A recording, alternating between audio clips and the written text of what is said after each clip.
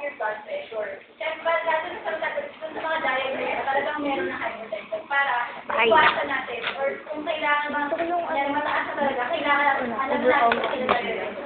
Ay, regular touch with your healthcare provider. Siyempre, yung connection with the one.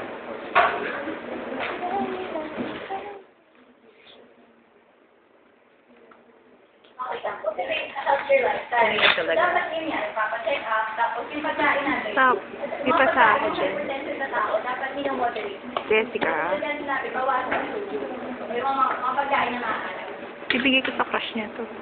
Kailan ba nag-start yung love story ni ano? Isa pa, mag-exercise. At Ewan ko, nabahagi na lang din. magtabi ng gamot, kung monitor natin yung blood Kevin, pressure. alam mo ba, pinanood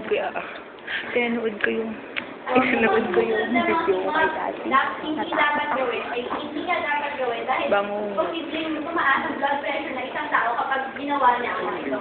Yung Pagkain ng maaalat, ang pagpapagpapag ng pagkagalyo at ang pagpapagod o pagpupuyat ng sarili. Oo, kababayan. Oo, kalaki din ako.